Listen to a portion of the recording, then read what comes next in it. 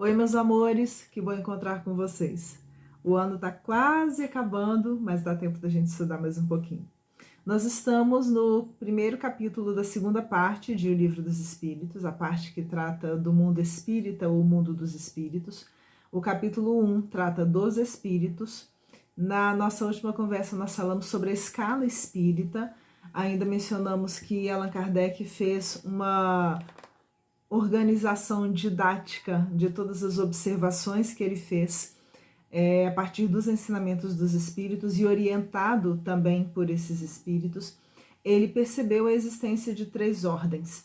Ele deixa bem claro para a gente que é uma classificação que foi pensada no sentido de facilitar o nosso entendimento, mas ele também explicou que é uma classificação que foi organizada por ele. Dependendo de quem está fazendo essa ordenação, pode entender de forma diferente, já que ele preocupou-se em buscar os caracteres gerais, os elementos mais característicos de cada um desses grupos, no sentido de criar mesmo uma classificação, uma escala. Mas ele deixou claro na nossa última conversa, nós falamos sobre isso na questão 100, que não existe um limite rígido, né, entre essas ordens. Aliás, é comum das pessoas transitarem.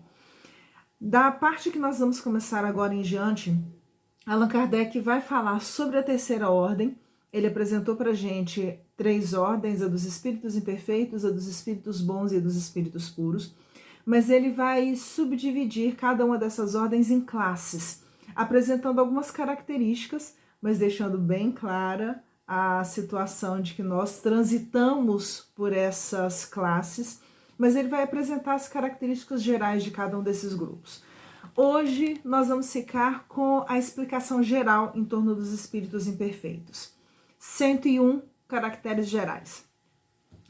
Kardec começa trazendo para a gente a informação de que nessa ordem o que vai ser mais característico é a predominância da matéria sobre o espírito. Por isso nós dissemos que ainda somos, na maior parte do nosso planeta, né, pertencentes a essa ordem.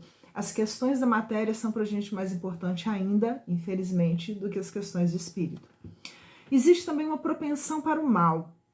E vamos lembrar que nós dissemos lá atrás que vamos entender mal aqui não somente como sendo aquilo que associamos normalmente à crueldade, a outras questões desse sentido, mas também como aquilo que é contrário ao bem.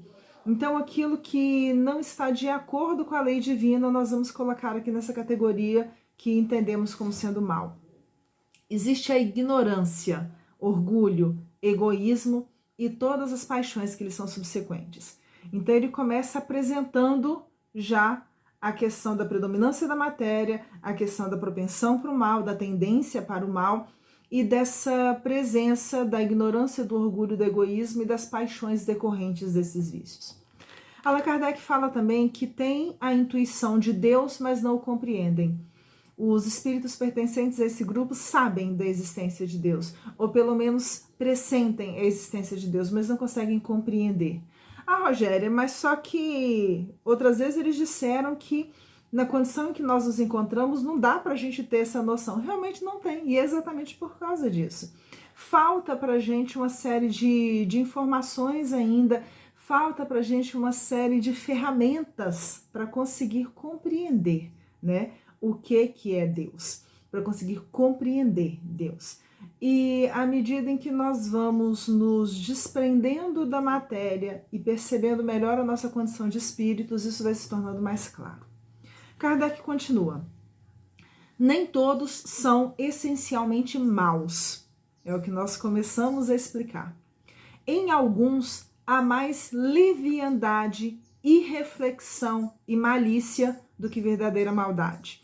Vamos entender aqui no sentido, nessa questão de leviandade, irreflexão e malícia, no sentido de que não existe, às vezes, uma responsabilidade, uma preocupação muito clara. Existe uma, sabe aquilo do deixa a vida me levar? Vou vivendo conforme a correnteza vai colocando para mim? Pois é nessa questão aqui que ele está falando. Mas, pelo simples fato de não fazerem o bem, já denotam a sua inferioridade. Outros, ao contrário, se comprazem no mal e rejubilam, ficam felizes quando uma ocasião, se lhes depara de praticá-lo. A inteligência pode achar-se neles aliada à maldade ou à malícia.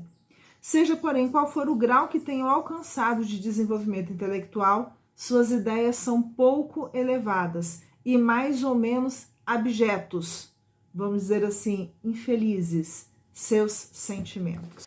Kardec continua. Restritos conhecimentos têm das coisas do mundo espírita, e o pouco que sabem se confunde com as ideias e preconceitos da vida corporal. Existe uma grande tendência nesse grupo de, vamos dizer assim, colorirmos o mundo dos espíritos com as cores que fazem parte do nosso entendimento. Ah, isso daí é um problema grave? Não, isso é uma característica do momento que nós estamos vivendo.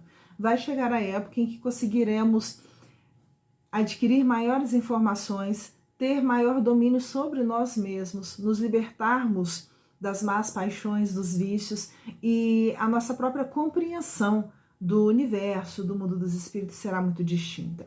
Ele está apresentando aqui as características gerais, ele não está apontando os erros e os defeitos. Kardec continua. Não nos podem dar mais do que noções errôneas e incompletas. Entretanto, vamos lembrar aqui que ele está falando de espíritos que se comunicam, espíritos desencarnados, né?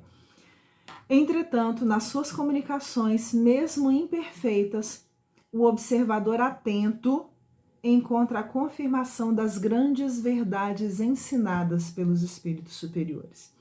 Porque quem está de verdade observando essas comunicações enquanto objeto de estudo, vão conseguir perceber os fragmentos ou os ensinamentos trazidos pelos espíritos superiores na conduta, na fala, nas explicações, até porque os espíritos superiores apontaram também e trouxeram elementos de estudo para que cada uma dessas classes fosse compreendida. Vamos dizer que é como se fosse uma aula com pessoas de níveis diferentes de entendimento. Aliás, vamos falar numa escola.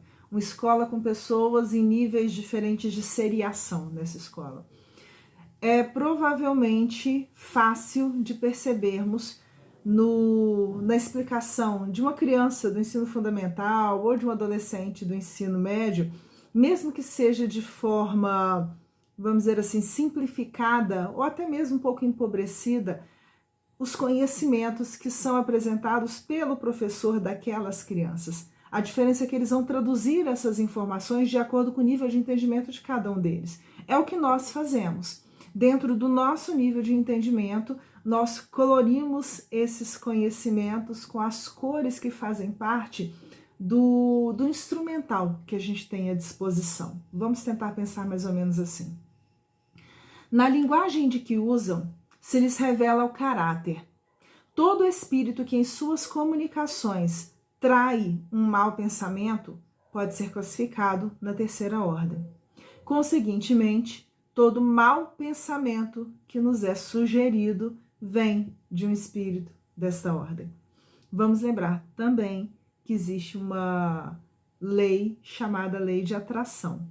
Isso significa que os pensamentos que fazem parte da nossa vida cotidiana são os pensamentos nossos e daqueles que nós atraímos por uma identidade de sentimentos, de vibrações, de vontades, de pensamentos. Existe uma identificação. Nós atraímos semelhantes a nós. Kardec continua. Eles veem a felicidade dos bons, e esse espetáculo lhes constitui incessante tormento, porque os faz experimentar todas as angústias que a inveja e o ciúme podem causar. Eles reconhecem o bem, querem o bem, mas nem sempre conseguem. Vamos dizer de outra forma, nós reconhecemos o bem, queremos o bem, mas nem sempre conseguimos seguir o bem. E Quem disse isso foi Paulo de Tarso, quando comentou que, tipo assim, poxa vida, o bem que eu quero fazer, eu não faço, mas o mal que eu não quero fazer, eu faço. Isso é característica ainda dos espíritos imperfeitos. Nós estamos nesse grupo.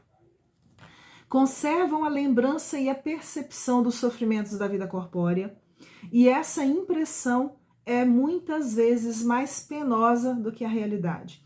Esses espíritos, quando desencarnados, conservam ainda essas recordações e, com frequência, essa recordação acaba sendo muito mais doída, muito mais sofrida do que a própria realidade vivida, porque é a rememoração constante das dores, das dificuldades enfrentadas e também a rememoração constante dos erros cometidos.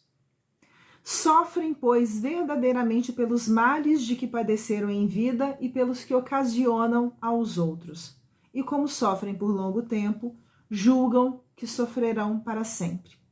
Deus, para puni-los, quer que assim julguem. Ué, mas Deus pune? Pois é. Vamos lembrar que Allan Kardec está usando aqui termos, frases que são característicos daquela época. Vamos dizer assim, muitas vezes no processo educativo, a criança passa por uma punição, um castigo, uma necessidade de se rever ou se refazer aquele procedimento para que ela atinja o aprendizado. Vamos entender esse pune aqui nesse sentido. Deus, para puni-los, para fazê-los aprender, para fazê-los perceber o erro que estão cometendo, permite que nós entendamos que esse sofrimento vai permanecer durante muito tempo. Vamos entender dessa forma. Kardec decompõe essa ordem em 5 classes principais. Ele termina essa questão 101 como podem compor 5 classes principais. Mas hoje nós não vamos falar sobre elas. Um beijo para vocês e até nossa próxima conversa.